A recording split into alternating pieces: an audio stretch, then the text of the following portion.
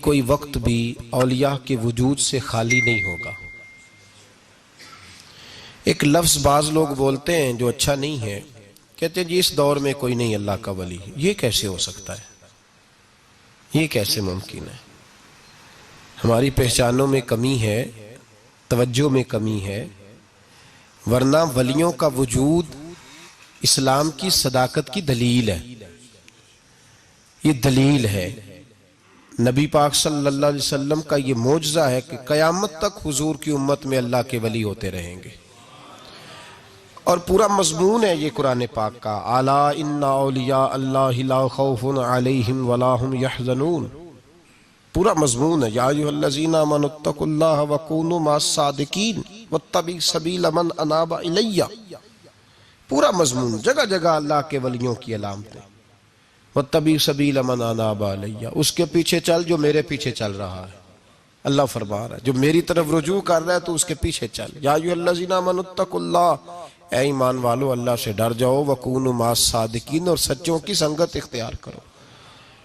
درجنوں آیات، فاسألوا اہل الذکر، فرمایا ذکر والوں سے پوچھ لیا کرو، ان کنتم لا تعلمون، اگر تمہیں علم نہ ہو تو پوچھ لیا کرو۔ ہر نماز میں صراط الذین انعمت علیہم، ہر نماز میں کہہ رہا صراط الذین انعمت علیہم، یا اللہ ان لوگوں کے رستوں پہ چلا جن پر تو نے انعام، اور وہ کون ہے؟ قرآن نے کہا انعم اللہ علیہم من النبیین والصدیقین والشہداء والصالحین۔ اچھا نماز کے اندر کہتا رہتا ہے ولیوں کے پیچھے چلنا ہے، یا اللہ چلا، باہر نکل کے مکر جاتا ہے، مکر جاتا ہے، کہتا ہے مجھے خود قرآن حدیث آتا ہے۔ اور یہ اب ایک تو تھے نا پہلے کچھ لوگ جن کے نظریات میں فرق تھا، اب اپنے بہت سارے لوگ کہتے چھوڑو کیا ضرورت۔ بھئی پورا مضمون ہے قرآن پاک کا اللہ کے ولی، پورا ایک مضمون ہے، حدیث کا پورا باب ہے۔ آج میں صفات اولیاء عرض کرنے لگا ہوں، پہلے یہ تو سمجھ لینا جن سے پیار کرنا ہے وہ ہوتے کس طرح کے ہیں۔ آج یہ سمجھ لیں کہ ولی بنیادی طور پر ہوتا کون ہے۔ ایک ہے میں کہوں کہ ولی فلاں ہوتا ہے،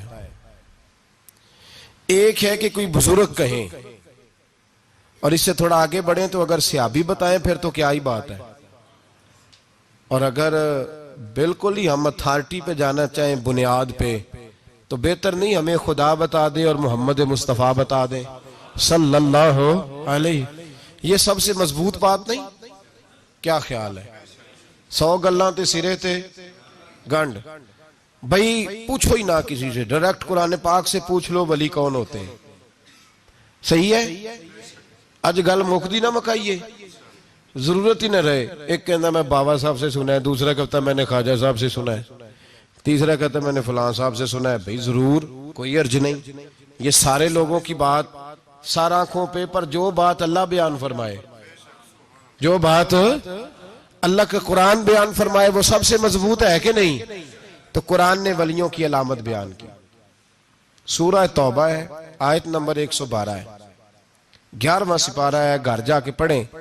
اللہ فرماتے ہیں ولی کون ہوتے ہیں، میرے کامل بندے کون ہوتے ہیں۔ اللہ فرما رہا ہے التائبون،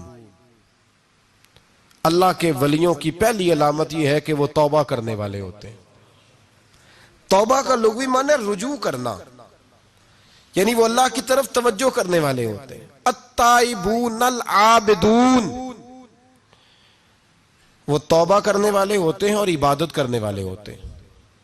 پھر فرمایا العابدون الحامدون، وہ یہ آپ نے غور سے سننی ہے بات، خاصی توجہ کرنی ہے، یہ قرآن پاک ہے نا جی، یہ سب سے توجہ والا معاملہ ہے، خاص غور کریں۔ اور رٹا ختم کرنے لگا ہوں آج، جو قرآن پاک بیان کرے اس پہ اتفاق کرنا چاہیے کہ نہیں؟ کرنا چاہیے نا اتفاق، ضروری بات ہے نا جی۔ تو یہ ہمارے پاس قول فیصل ہے اللہ کی کتاب، ہمیں باہر جانے کی ضرورت۔ کسی نے ٹال والا ولی سمجھ لیا ہے، کسی نے گال والا ولی سمجھ لیا ہے، کوئی ولی بنا کے بیٹھ گیا ہے، کوئی بنا کے جاہل مطلق، پرلے درجے کے جاہل لوگ، دین کی روح ابجد کا نہیں پتا، اور مصیبت گلے میں ڈالی ہوئی ہے۔ پتہ نہیں کیا مائنڈ سیٹ ہے لوگوں کا بھی، کس طرح لوگوں کو قابو کرتے ہیں۔ این فرائض چیزوں پہ. اب یہ ملنگوں نے پکا رٹا لگایا، کہتے ہیں مولویاں کو نہ جایا جائے. اور میں کہتا رہتا ہوں میں بھی اس مولوی کے خلاف ہوں جو مولوی دینداری نہیں کرتا، دنیا داری کرتا ہے. پر مولوی کا معنی مولا والا. کیا ترجمہ ہے؟ عجیب تو آدمی ہے، پکا رٹا. وہ ہمارے سندھ کے راجے مہاراجے سائیں، پنجاب کے وڈیرے اپنے گاؤں میں سکول نہیں بننے دیتے تھے، اس لیے کہ وہ کہتے تھے اگر ان کے بچے پڑھ گئے نا تو ہماری بھینسوں کو چارہ کون ڈالے گا. اسی طرح یہ جو پیر ہے نا آج کل کے، یہ علماء کے پاس نہیں جانے دیتے، کہتے ہیں انہوں نے پتہ لگ گیا تو سانوں مننا ہی کو نہیں ہے، لہذا ان کو دور دور رکھو تاکہ یہ کہیں ایسا نہ ہو کہ ہم سے پیچھے. ادھر تسی بابا تیانے لایا ہے کہانیاں سنا سنو کے. اب تو لوگ دین بھی قوالوں سے سیکھتے ہیں، قوالوں سے معاذ اللہ، اور ایسے ایسے کفر ہے معاذ اللہ ثم معاذ اللہ. تو جو قرآن بیان کرے وہ ہمارے لیے سب سے بہتر نہیں؟ قرآن مجید نے کہا التائبون العابدون، توبہ کرنے والے، عبادت کرنے والے، حامدون، اللہ کی حمد کرنے والے، سائحون، روزے رکھنے والے. کون جی؟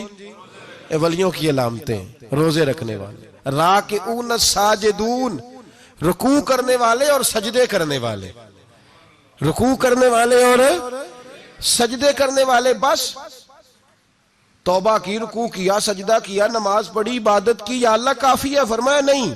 الآمرون بالمعروف، نیکی کا حکم دینے والے، والنہون عن المنکر، اور برائی سے روکنے والے، میدان میں رہنے والے، میدان میں.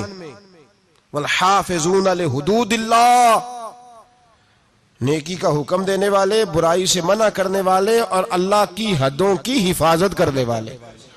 اللہ کی حدوں کی یہ علامتیں بیان کر کے کہا وبشر المومنین، محبوب اپنے ان غلاموں کو میری رضا اور جنت کی خوشخبری سنا دے. محبوب یہ جو تیرے غلام ہیں نا جن میں یہ صفتیں پائی جاتی ہیں، ان کو میری رضا اور جنت کی، یہ توبہ کرنے والے، پھر فرمایا عبادت کرنے والے، اللہ کی حمد کرنے والے، رکوع کرنے والے، سجدے کرنے والے، نیکی کا بولیے اور برائی سے من، اور اللہ کی حدوں کی. محبوب انہیں خوشخبری دو جنت کی. انہیں توبہ، ولی وہ والی توبہ نہیں کرتے جو ہم توبہ کرتے ہیں شب برات کی ساری رات استغفر اللہ، یا اللہ معاف کر دے، چیخوں کی آوازیں مسجد میں، ہر مسجد سے رونے کی آواز. پکی سچی توبہ کر کے شیخ آئے ہیں پر دکان پہ جا کے سویرے جھوٹ بولنا شروع کر دیا. یہ کون سی توبہ ہے؟ یہ مذاق ہے. ساری رات روتا رہا ہے، سویرے دفتر کھولا ہے فراڈ شروع کر دیا ہے. تو نے توبہ کی ہے؟ حد ہو گئی بھائی، یہ والی توبہ نہیں. ایک توبہ میرے نبی پاک بھی کیا کرتے تھے. بھائی توبہ تو ہے رب سے رشتہ بنانے کا نام. میرے نبی پاک بھی ایک توبہ کرتے تھے. بخاری مسلم میں حضور نے فرمایا میں ایک دن میں 100 مرتبہ استغفار کرتا ہوں. اس کا کیا مطلب تھا؟ امت کو تعلیم دینے کے لیے. یہاں تو میری طرح کے بہت سارے لوگ جب گفتگو کرتے ہیں تو لگتا ہے اپنے آپ کو بڑا پرہیزگار سمجھتا ہے. بہت سارے لوگ، کبھی کسی کو تکلیف تو نہیں دی، میں نے تو کبھی کسی کا برا نہیں چاہا. جب ہم بات کر رہے ہوتے ہیں تو صرف ہم نیک ہوتے ہیں. اللہ کے بندوں کا یہ طریقہ، ان کا یہ سٹائل نہیں، یہ طریقہ نہیں. حضرت امام احمد بن حنبل فرماتے میں غلام خریدنے گیا.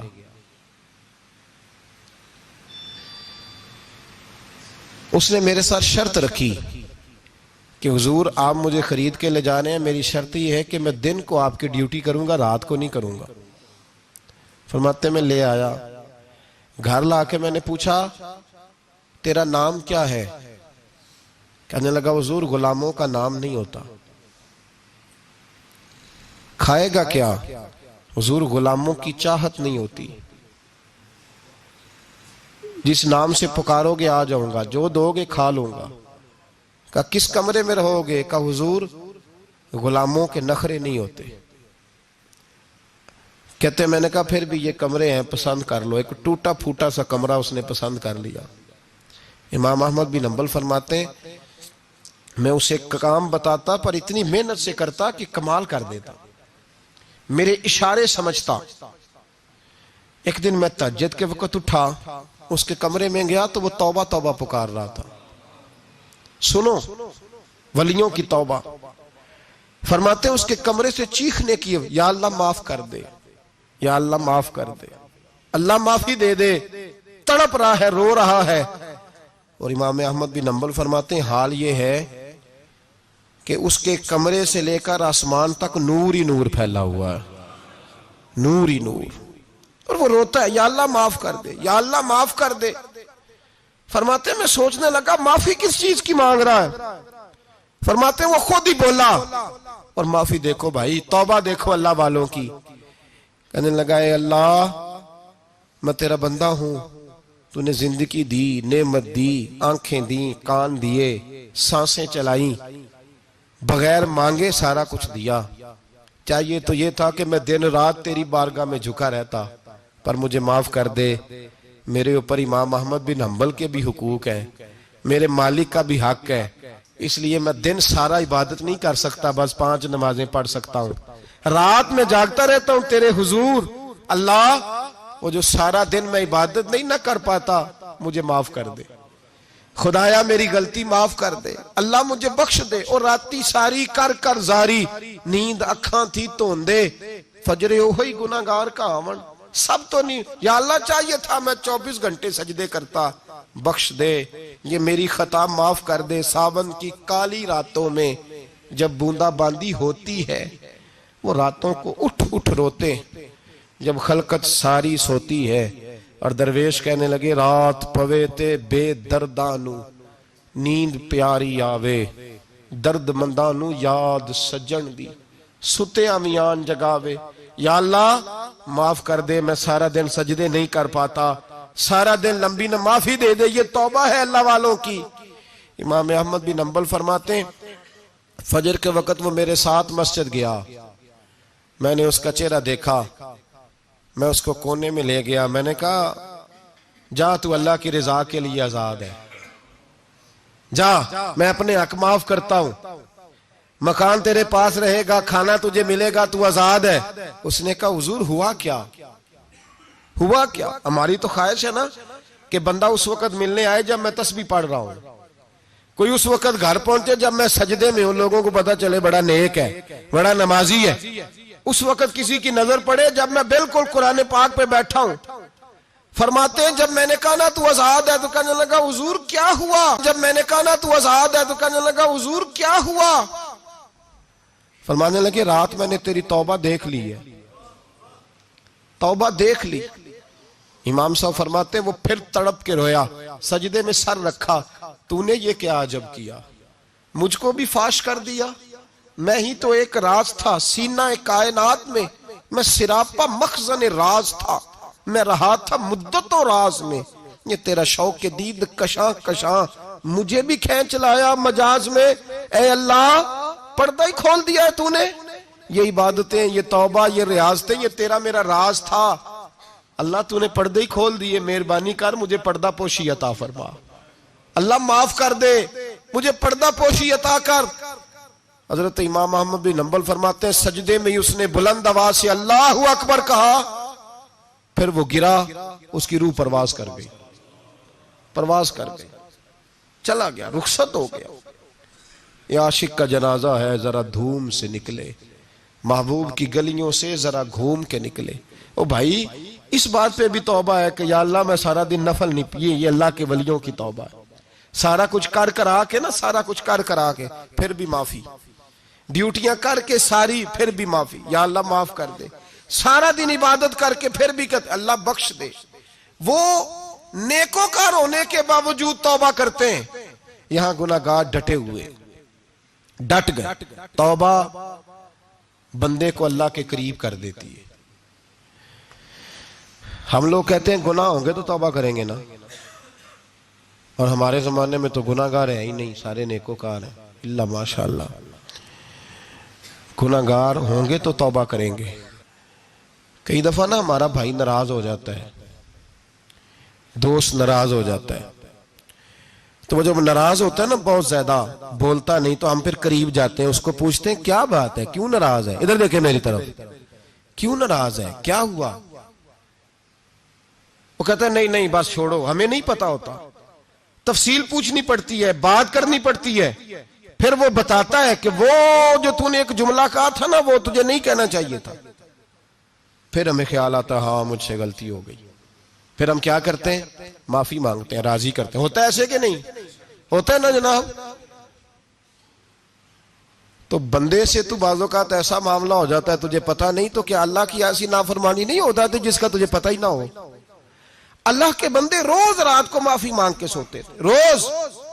پتہ نہیں کوئی انجانے میں جملہ نہ نکل گیا ہو. ہر وقت ڈرے رہتے تھے, سیمر بندوں سے نہیں, کس سے؟ زور سے بولیے. ڈرے رہتے تھے یا اللہ معاف کر دے. ان کی طبیعتوں پہ خشیت طاری رہتی. ہم دلیر لوگ ہیں, توجہ نہیں کرتے. عزیز بھائی, اور ہم اس وقت توجہ کرتے ہیں جب مہلت ختم ہو جاتی ہے, جب سزا کا وقت شروع ہو جاتا ہے. میری بات یاد رکھنا, ایک وقت تک اللہ مہلت دیتا ہے بندے کو, گناہ کرتا ہے اللہ مہلت, پھر سزا شروع ہوتی ہے. پھر بندہ اس کی پکڑ میں آتا ہے. پھر جب پیر پھسلتا ہے تو کسی جگہ اس کا ہاتھ دوبارہ نہیں پڑتا, وہ پھر پھسلتا ہی جاتا ہے. یاد رکھنا, ہم مہلت کے وقت توبہ نہیں کرتے, اور جب پھسل جاتے پھر ہم کہتے ہیں اوہو یہ کیا ہوا. دیکھو حضرت حبیب اجمی رحمت اللہ علیہ سود کا کاروبار کرتے تھے. اب تو لوگوں نے نام بدل دیا ہے نا, سود کا نام لوگوں نے پرافٹ رکھا ہے, اور بڑے بڑے حسین لوگ ہیں, اور نئے نئے ہمارے ترجمے, اور میں وہ پیسے غریبوں کو دے دیتا ہوں. کبھی گندے پانی سے وضو ہوا ہے؟ تو گندے رقم سے غریبوں کا بھلا کرے گا تجھے ثواب ملے گا؟ تو مذاق کر رہا ہے تو دین کے ساتھ. کبھی گندے پانی سے بھی وضو ہوا ہے میں غریبوں کو دے, کیا مطلب ہے اس بات کا؟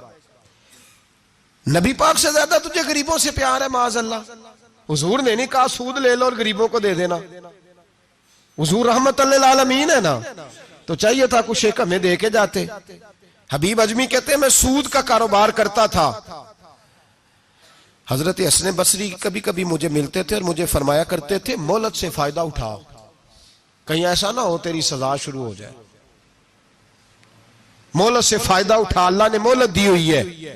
تو سمجھتا ہے میں بڑا سمارٹ ہوں, میری بڑی عقل ہے, میں کہیں الجھ نہیں رہا, میں جا رہا ہوں دھوکے دیے جا رہا ہوں تو کوئی مجھے پکڑ ہی نہیں رہا. یہ مہلت ہے, فائدہ اٹھا, ورنہ پھر جب وہ پکڑنے پہ آتا ہے ان بطش ربک لشدید, پھر اس کی پکڑ سخت ہے. توبہ کر لے, مہلت کے وقت توبہ کر. کہتے میری دل پہ بات اثر نہیں کرتی تھی, میں جی کرتا ارادہ کرتا پر چپ کر جاتا. میرے پاس بڑی رقم تھی, لوگوں کو دے رکھی تھی سود پہ, میں وہ پیسے لاتا اور اسی سے میرا سارا کام چلتا. میں نے تجزیے پڑھے ہیں, مجھے یقین نہیں آتا, ویسے میں نے تجزیے پڑھے ہیں کہ لوگوں نے اربوں روپیہ بینکوں میں رکھا ہوا ہے.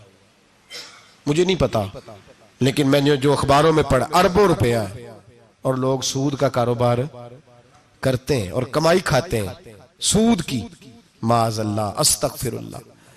فرماتے میں نے کہا مولوی پیر صوفی بتاتے ہی رہتے ہیں, میرے پہ اثر نہیں ہوتا تھا. فرماتے ایک دن نا ایک بندے کی گوشت کی دکان تھی, اس سے میں نے سود لینا تھا, میں اس کی دکان پہ گیا, پیسے رکھ. اس نے کہا یار مہلت دے. نہیں ہے. کہا ادھر پیسے رکھ. یار نہیں تیری مہربانی. کہا چل پھر اتنے کلو گوشت اتار, لیکن پیسے پھر بھی باقی ہیں سود والے.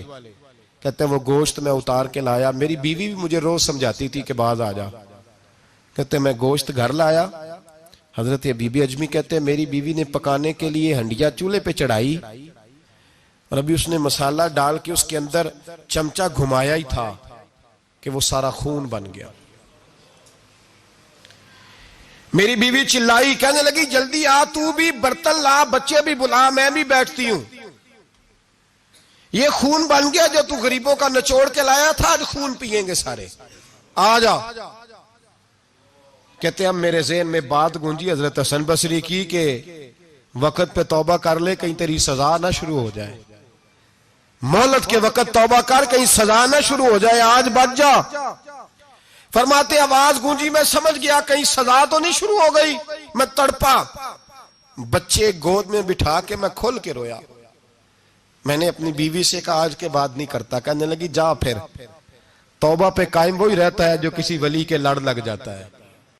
تو ادھر توبہ ادھر ٹوٹ جاتی ہے. جا کسی کے ہاتھ میں ہاتھ دے تاکہ تو توبہ پہ قائم رہے, تاکہ وہ تیری بیٹری چارج کرے, تیرے ایمان کو حرارت دیتا رہے. کہتے ہیں میں نکلا گھر سے حضرت حسن بصری کے پاس توبہ کرنے. ابھی میں رستے میں تھا تو چھوٹے چھوٹے بچے کھیل رہے تھے. فرماتے ہیں بچے کھیل رہے تھے, ایک بچہ پکارا, کہنے لگا پیچھے ہٹ جاؤ, پیچھے ہٹو, بہت بڑا سود خور ہے یہ, ایسا نہ ہو اس کا سایہ ہم پہ پڑے تو ہم بھی نحوست والے ہو جائیں, پیچھے ہٹ جاؤ.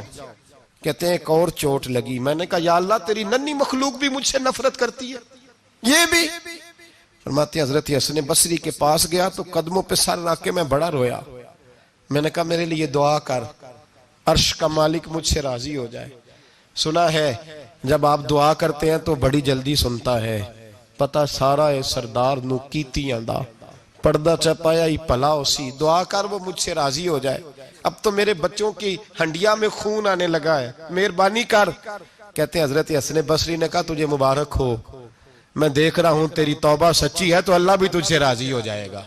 میں دیکھ رہا ہوں تیرے اندر احساس, تیرے لفظ بتاتے ہیں تو کھری تو جا, اللہ بڑا مہربان ہے. کہتے تسلی دی, پیار کیا, کھری توبہ کی, بیعت ہوا, واپس آیا تو بچے وہیں کھیل رہے تھے, ابھی کھیل رہے تھے. فرماتے میں ڈرتے ڈرتے ان کے پاس سے گزرا تو ایک بچہ پکارا, کہنے لگا پیچھے ہٹ جاؤ, پیچھے. اللہ کا ولی حبیب اجمی آ رہا ہے, اللہ کا ولی حبیب آ رہا ہے. کہیں ایسا نہ ہو ہمارے پیروں سے کوئی مٹی اڑے اور ولی کے کپڑوں پہ پڑ جائے اور ہم اللہ کے ولی کے بے ادب ہو جائے. پیچھے ہٹو, رستہ دے دو. فرماتے میں اللہ اکبر کہا. میں نے کہا مالک تیرے قربان جاؤں, ابھی میں نے توبہ کی اور ابھی تو نے اپنی مخلوق کے دل میری طرف موڑ دیے. ابھی بھائی توبہ کھری سچی, مہلت کے وقت توبہ کرو.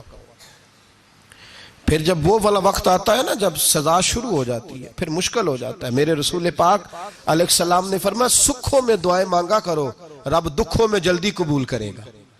سکھوں میں مانگ لو, دکھوں میں جلدی قبول ہوں گی. تم صرف دکھوں میں مانگتے ہو, پھر حکمت الہی کے تحت دیر ہوتی ہے. بھائی پہلی ولی کی صفت یہ ہے کہ وہ توبہ کرنے والے ہوتے ہیں. ولی کی پہلی صفت کیا ہے؟ اقبال نے کہا تھا, اس نے کہا مرید سادہ تو رو رو کے ہو گیا تائب, کاش اس پیر مغاں کو بھی مل جاتی توبہ کی توفیق. اس نے کہا اللہ کرے پیر بھی توبہ کر لے, مرید تو بڑا رو گیا بیچارہ, اللہ کرے یہ بھی توبہ کرے, یہ بھی باز آئے. توبہ انسان کو نوازتی ہے ہر وقت, ہر جملے سے, ہر بات سے. اور ایسی غلطیاں جن کا ہمیں پتہ ہے ان سے تو کرنی ہے, جن کا نہیں بھی پتہ ان سے بھی. اب کیا کریں؟ التائبون العابدون, اب اللہ کی عبادت کریں. ولیوں کی دوسری صفت کیا ہے؟ وہ اللہ کی. ہمارے زمانے میں نفلوں کا رواج ہی ختم ہو گیا ہے. عصر کی پہلی 4 سنتے ہیں, عشاء کی کتنے فیصد لوگ پڑھتے ہیں؟ ہمارے بزرگوں کا طریقہ تھا گھروں میں حجرے مخصوص ہوتے تھے. نبی پاک صلی اللہ علیہ وسلم نے فرمایا گھر کو قبرستان نہ بناؤ, کچھ نوافل گھروں میں بھی پڑھا کرو. وہ اذانوں سے پہلے وضو کر کے بیٹھے ہوتے تھے, مصلی آباد ہوتے تھے, اور بہت سارے بزرگوں کی قبریں اس جگہ پہ بنی جہاں وہ عبادت کرتے تھے. نفلوں سے دور ہیں ہم, نفلوں سے. نفل سے کیا ملتا ہے؟ نفل پڑھنے سے رب رحمان ملتا ہے, اللہ ملتا ہے نفل پڑھنے والے کو. بخاری مسلم میں موجود ہے میرے نبی پاک صلی اللہ. لیکن شرط یہ ہے کہ نفل اللہ کی رضا کے لیے پڑھے. وہ ساری دنیا کو سویرے بتائے نا کہ جدو میں سویرے 3 بجے اٹھیا نا ادو میں ویکھیا تے کتے پونک رہے سن. یہ تو نے خبر دی ہے کہ میں صبح 3 بجے نہ. یہ کس کے ساتھ راز ہے بولیے؟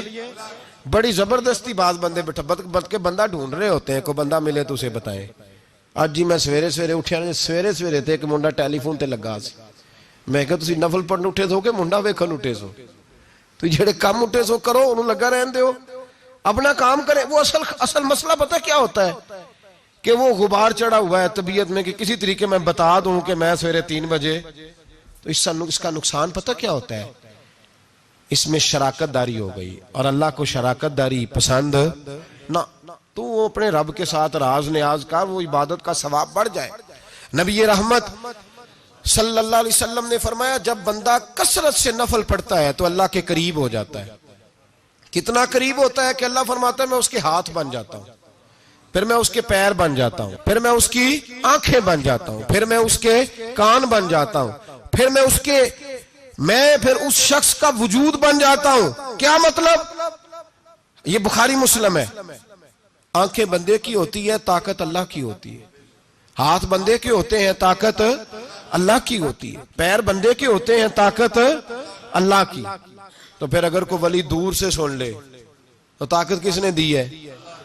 تو اگر کوئی ولی دور سے دیکھ لے تو طاقت کس نے دی ہے؟ اللہ نے.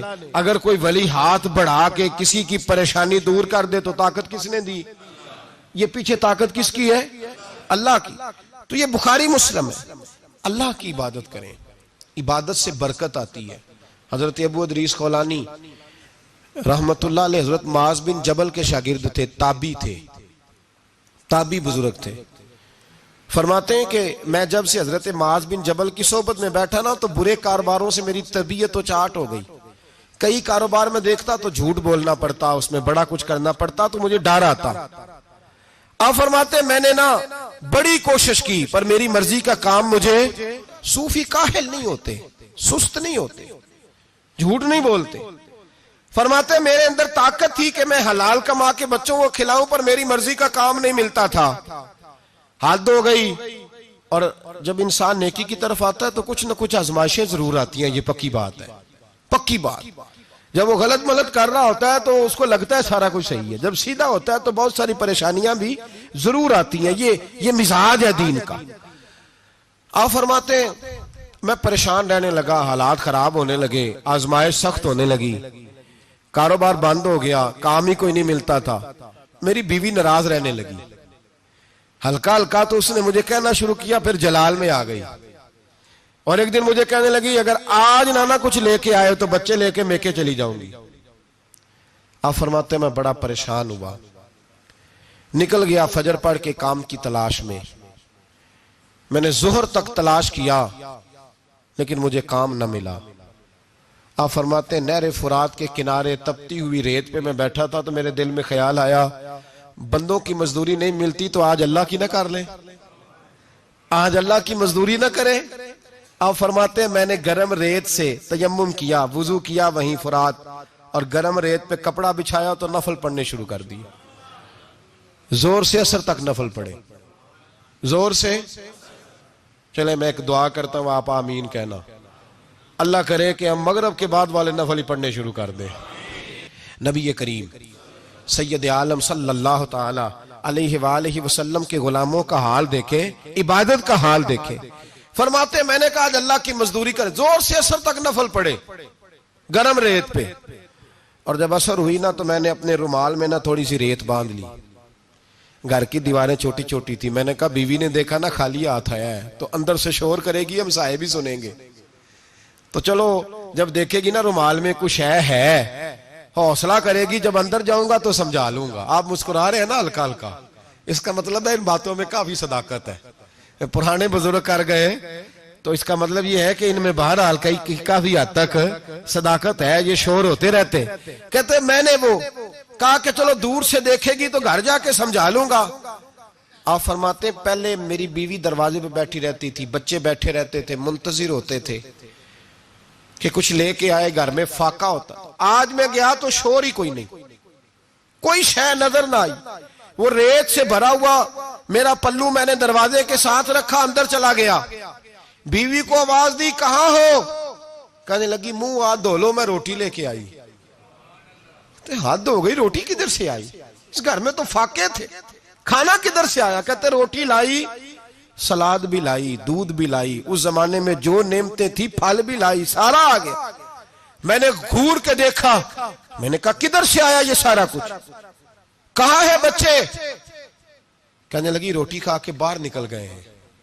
میرے دل میں خیال آیا میری بیوی کا کردار تو چاند سے زیادہ اجلا ہے, تو یہ سارا کچھ کیسے آیا؟ میں نے کہا یہ کہاں سے آیا سارا کچھ؟ تو کہتی ہے میری طرف دیکھ کے کہنے لگی پتہ نہیں آج کس کریم کی مزدوری کرنے چلے گئے تھے, پتہ نہیں کس کریم کی مزدوری پہ چلے گئے تھے. زور ہوئی ہے تو اس نے اناج کی بوریاں بھیجی ہیں، چاول بھیجے ہیں، پھل بھیجے ہیں، اتنا کچھ بھیجا ہے کہ میرے گھر میں رکھنے کو جگہ ہی کوئی نہیں۔ یہ کہتے کہتے اٹھی اور کہنے لگی پہلے ہی بڑا آیا تھا، اب اور کیا لائے ہو؟ آپ فرماتے میں سکتے میں تھا، اس نے جا کے میرا رومال جو کھولا، میں ریت لایا تھا، رب کریم نے ہیرے بنا دیے، وہ ہیرے بن گئے۔ آپ فرماتے کہنے لگی کس کریم کی مزدوری پہ گئے تھے؟ فرماتے میں اٹھا اور کچی زمین پہ سر سجدے میں رکھا، میں نے کہا مالک میں ساری زندگی دنیا راضی کرتا رہا، لوگوں کے دروازوں پہ کھڑا رہا، تعلقات بنا کر تھوڑی سی روزی کے لیے جدوجہد کرتا رہا، دھتکارا گیا، ستایا گیا، مولا میں تو تیرے دروازے پہ آج آیا ہوں، پوری دیہڑی بھی نہیں لگائی، زور سے سر ڈیوٹی کی ہے، اللہ تیری تھوڑی مزدوری کا اتنا اجر ملتا ہے، خدایا تو اتنا نوازتا ہے۔ فرمایا اللہ میں محنت بھی کروں گا، کام بھی کروں گا، لیکن دنیا کی مزدوری تھوڑی کروں گا، مالک تیری عبادت زیادہ کروں گا۔ بھائی یاد رکھو ہم ساری زندگی لوگ قبروں میں چلے گئے، مسجد نہیں آئے، قبروں میں الہاکم التکاثر حتی زرتم المقابر، قبر میں جانے کا ٹائم آیا، لوگوں کی نمازیں پڑھ دی گئیں پر لوگوں نے نمازیں شروع نہیں کی، نمازیں پڑھ دی گئی۔ کہیں لے جاؤ، شادی کا موقع ہے تو وہ کراچی جانے کو تیار ہے، لیکن چند فرلانگ پہ مسجد ہے، مسجد جانے کو تیار ہے۔ اللہ کے ولی کی علامت ہے وہ عبادت گزار ہوتا ہے، اور جو نہ نماز پڑھے نہ نماز پڑھائے وہ زندیق تو ہو سکتا ہے، پیر ہو سکتا، میں ذمہ داری سے کہہ رہا ہوں زندیق تو ہو سکتا ہے پر پیر ہو سکتا بالکل بے دین ہے، بلکہ بد دین ہے، پیر ہو سکتا، اس لیے کہ اللہ کے ولی کی علامت یہ ہے کہ اس کے چہرے پر عبادت کی روشنی ہوتی ہے، تقوی کا حسن ہوتا ہے، تقوی کا، پرہیزگاری کا نور ہوتا ہے۔ اللہ کے بندے توبہ کرنے والے، عبادت کرنے والے، روزے رکھنے والے، رکوع کرنے والے، سجود کرنے والے، یہ ان کا ذاتی فعل ہے۔ اور یہاں وہ بس نہیں کرتے الآمرون بالمعروف، اب نیکی کا حکم دیں گے والنہون عن المنکر، اور برائی سے، جی پیر تو کسی تحریک میں نکلتے ہی نہیں، بڑے بڑے گدیوں کے پیر جو ہے نا، بڑے بڑے، کبھی آپ نے دیکھے کسی جلوس میں آتے ہوئے؟ جی چلے کچھ درویش ایسے ہیں جو اپنی طبیعت کے تقاضے کے مطابق نہیں آتے، لیکن وہ امت کی مظلومیت سے بے خبر نہیں ہوتے، وہ ایک علیحدہ بات ہے کہ وہ عبادت گزار ہے، وہ ویسے ہی نہیں نکلتے، وہ چلیں ایک، لیکن وہ مرید اگر بلائے تگڑا تو پشاور بھی چلے جائیں، جی لندن کا بھی دورہ کر رہے ہیں، امریکہ بھی ہوا ہے، سنیں بھائی سنیں، یہ قرآن مجید، یہ صفتیں کون بیان کر رہا ہے ولیوں کی؟ کون بیان کر رہا ہے؟ تو کسی ملنگ کی ماننی ہے کہ اللہ کی ماننی ہے؟ تو اللہ کہہ رہا ہے کہ ولی کی صفت یہ ہے وہ نیکی کا حکم دیتا ہے اور برائی سے، پیر صاحب امریکہ چلے جاتے ہیں، لندن یورپ چلے جاتے ہیں، لیکن کسی تحریک میں نہیں، کسی میں نہیں۔ ناموس رسالت کی بات آئی، پیر سوئے رہے، کون تھے سڑکوں پہ؟ پیر تھے کہ مولوی تھے کہ نعت خواں تھے؟ قوال تھے جن کو سرمایہ کھا گئے جو سارا ہمارا، یہ لوگ تھے؟ تحریک ختم نبوت میں ڈنڈے کس نے کھائے؟ علماء نے۔ غازی ممتاز حسین قادری کی تحریک چلی تو سڑکوں پہ کون نکلا؟ تحریک ختم نبوت۔ بتاؤ نا کسی پیر کا بیان دکھاؤ مجھے جس نے کہا ہو۔ تھک گئے گلے، ہماری ریکارڈنگیں لا لا کے لوگ ہمیں سناتے ہیں، کہتے ہیں جناب آپ کی سخت تقریریں نوٹ ہو رہی ہیں اور سوشل میڈیا پہ دور دور جا رہی ہیں، تھوڑی احتیاط کریں۔ میں نے کہا یار کس طرح احتیاط کریں، کیسے احتیاط کریں؟ جس کتے کو اس کا مالک 4 روٹیاں ڈالتا ہے وہ ساری رات آوازیں دے دے کے گزار دیتا ہے کہ میں کسی کو اندر نہیں آنے دوں گا، ہم نے تو ساری زندگی رسول اللہ کا کھایا ہے، تو تیرے کہنے پر خیال کرے، تیرے کہنے پر یہ کیسے ہو سکتا ہے؟ کتا نہیں کر رہا نمک حرامی اور تو ہمیں مشورہ دے رہا ہے؟ جنہ تنا وچ عشق نہ رچیا کتے ہونا تھی چنگے، اور مالک دے کر راکھی کر دے صابر بھوکے ننگے، ہم سے کوئی آدمی نرمی کی امید نہ رکھے۔ تم غیرت ایمانی کو للکارو، ہم چپ کر کے بیٹھے رہیں، ختم نبوت کی بات کرو ہم خاموش رہیں، ناموس رسالت کی بات کرو ہم خاموش رہیں۔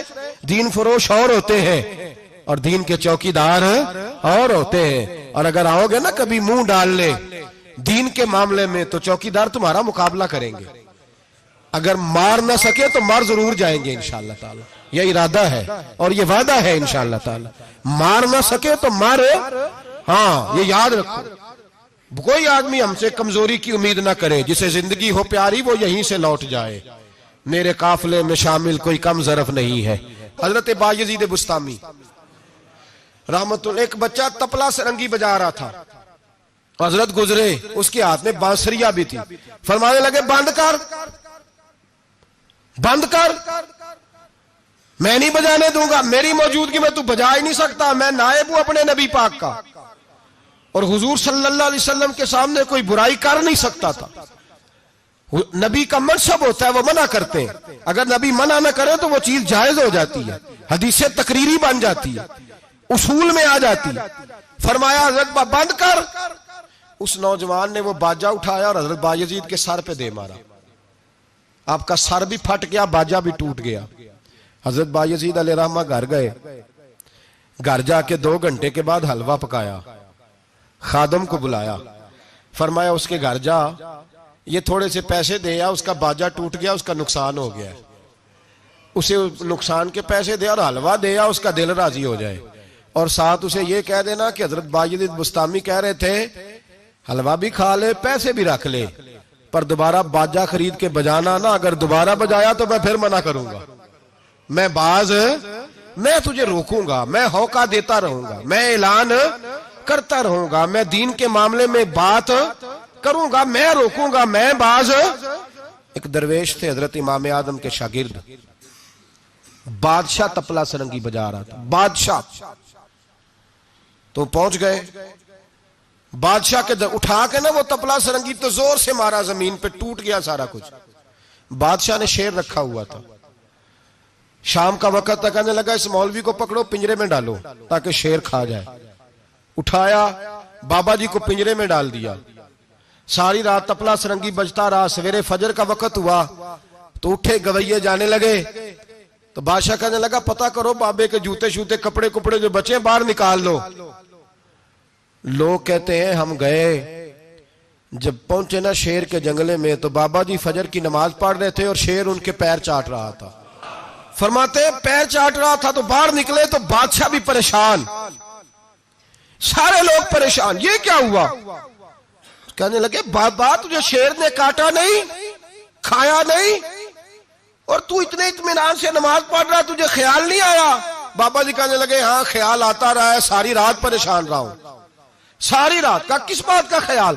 فرمانے لگے خیال یہ آتا رہا کہ میں نے پڑھنے ہوتے ہیں ساری رات نفل, تو میں نے نفلوں کی نیت باندھی تو شیر میرے پیر چاٹنے لگا, تو اس کا جھوٹا ناپاک ہوتا ہے. بس ساری رات اسی ٹینشن میں گزر گئی ہے کہ پتہ نہیں میری نماز ہوئی ہے کہ نہیں ہوئی. یہی سوچتا رہا ہوں ساری رات کہ پتہ نہیں نماز ہوئی کہ نہیں ہوئی. بادشاہ کانپنے لگا, کہنے لگا بابا تو ڈرا نہیں, شیر نے کاٹا نہیں؟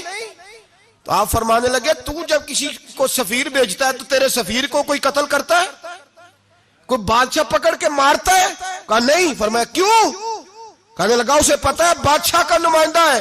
آپ فرمانے لگے بادشاہوں کے نمائندے تگڑے ہوتے ہیں, میں تو رب کریم کا دوست ہوں. تو جس رب کریم کے دین کے لیے میں نکلا ہوا مجھے لوارل چھوڑ دے گا, میری پرواہ نہیں کرے گا؟ میں خبردار, آج کے بعد اگر تو نے غیر شرعی حرکت کی تو پھر تجھے ٹوکوں گا, پھر تجھے روکوں گا, پھر تجھے منع کروں. اللہ کے ولی میدان عمل میں رہتے ہیں, وہ ناجائز چیز سے روکتے ہیں. یہ پتہ ہے زیادہ مجمع کیوں لگتے ہیں, زیادہ درباروں پہ رش کب پڑتا ہے؟ اس وقت پڑتا ہے جب جو آتا ہے نا اس کو جی کہا جاتا ہے, لنگر, بس تیرا کام ہو جائے گا, تیری شفا ہو گئی, تیرا بیٹا ہو گیا, تو رش ہو جاتا ہے. جو آنے والے کو کہے نا پہلے نمازیں پر 5, داڑھی رکھ, دین سیکھ, اللہ اللہ کر, وہاں رش نہیں ہوتا. کہتے پیر صاحب کی تو کرامت ہی کوئی نہیں, تو مولوی ہیں, تو سیدھی سیدھی نمازیں پڑھا رہے ہیں. رسول پاک سید عالم صلی اللہ علیہ وسلم کے دین کا نمائندہ ہوتا ہے, اللہ کا ولی, وہ ساری زندگی اللہ کی حدود کے قیام کے لیے جدوجہد کرتا ہے. امام احمد بن حنبل نے جیل کاٹی ہے, امام احمد بن حنبل نے جیل کاٹی. آپ فرماتے ہیں بادشاہ وقت نے اس کو میں نے غلطی پہ روکا تو مجھے قید کر لیا, اور قید کیا جب اس نے تو جیل کاٹی, اتنی جیل کاٹی, اتنی جیل کاٹی اتنے کوڑے مارے کہ امام احمد بن حنبل کا سارا وجود خون سے بھر گیا، کپڑے سارے خون سے آلودہ ہو گئے۔ ایک شخص امام صاحب سے کہنے لگا جب آپ واپس آئے نا رہا ہو کے، کہنے لگا حضور اتنی مار کھائی آپ نے، اتنی، نہ بادشاہ کو روکتے تو کیا ہوتا؟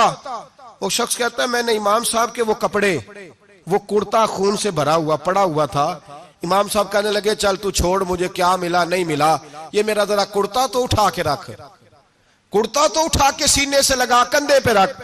کہتا ہے امام صاحب کا خون سے بھرا ہوا کرتا میں نے جو کندھے پہ رکھا تو مجھے رسول پاک کا دیدار نصیب ہو گیا۔ تو امام صاحب فرمانے لگے تو نے تو ابھی کرتا رکھا ہے تو دیدار ملا ہے، مجھے پوچھ جب میں رسول اللہ کے نام پہ مار کھا رہا تھا تو کتنے جلوے مجھے نصیب ہوئے، مجھے پوچھ کتنے جلوے میں نے دیکھے ہیں۔ تو اللہ کے بندے حدود اللہ کے محافظ ہوتے ہیں۔ زندگی میں کئی دفعہ لوگ نہیں مانتے، داتا صاحب نے لکھا ہے حضرت ذوالنون مصری رحمت اللہ علیہ کو مصر کے لوگوں نے نہیں مانا، چونکہ آپ جو بندہ بھی ناجائز کام کرتا تھا منع کرتے تھے، لوگوں نے نہیں مانا۔ مانتے اس کو ہیں لوگ جو ہاں میں ہاں ملائے، جو تابع دار ہو کے رہے، اس کو ذوالنون مصری کو نہیں مانا۔ فرماتے ہیں مانا لوگوں نے اس دن جس دن ان کا جنازہ اٹھا۔ کیوں؟ جب حضرت ذوالنون مصری کا جنازہ اٹھا تو گرمی بڑی سخت تھی، سخت گرمی تھی۔ داتا صاحب نے کشف المحجوب میں لکھا ہے کہ پرندے کتار در کتار آئے اور جناب ذوالنون مصری پہ سایہ کر دیا، سایہ ہو گیا، ٹھنڈ ہو گئی۔ اوہو، لوگوں نے کہا تو ولی کامل تھا، تو ایک عام مولوی سمجھ کے ساری زندگی پیچھے رہے، تو کامل تھا۔ کہتے ہم لوگ دوڑے، رش ہو گیا جنازے میں، اور جنازے کے بعد اب لوگوں نے ارادہ کیا کہ زیارت کرتے ہیں۔ تو جب حضرت کا چہرہ اٹھایا تو ان کی پیشانی پہ لکھا تھا ھذا حبیب اللہ، یہ اللہ کا محبوب ہے، مات فی حب اللہ، یہ اللہ کی محبت میں مر گیا ہے، یہ محبوب ہے اللہ۔ ساری زندگی ان لوگوں نے پیغام حق دیا، اور جس کو جو نہیں مانا اس کو دعا دی، دعا دی۔ حضرت ذوالنون مصری کے بارے میں داتا صاحب نے لکھا ہے کہ آپ راوی میں دریا میں جا رہے تھے، کسی جگہ بھی آپ کسی سمندر میں دریا میں آپ جا رہے تھے، تو آپ فرماتے ہیں کہ کشتی میں بیٹھے تھے تو سر پہ نا آپ نے سارے بال منڈوائے تھے، ٹینڈ کرائی تھی، پگڑی باندھی تھی، تو کچھ نوجوان وہاں سے گزرے حضرت ذوالنون مصری کے پاس ہے، تو انہوں نے بابا جی کی ٹینڈ کا مذاق اڑایا، مذاق اڑایا، وہ دیکھو ٹینڈ کیسی ہے بابا جی، اور پھر بچے تالیاں بجانے لگے، ہنسنے لگے، پھپتیاں کسنے لگے۔ اللہ اکبر، بڑا مزہ آتا ہے دین کے لیے تانا سننے میں، لطف آتا ہے، ٹھنڈ پڑ جاتی ہے انسان۔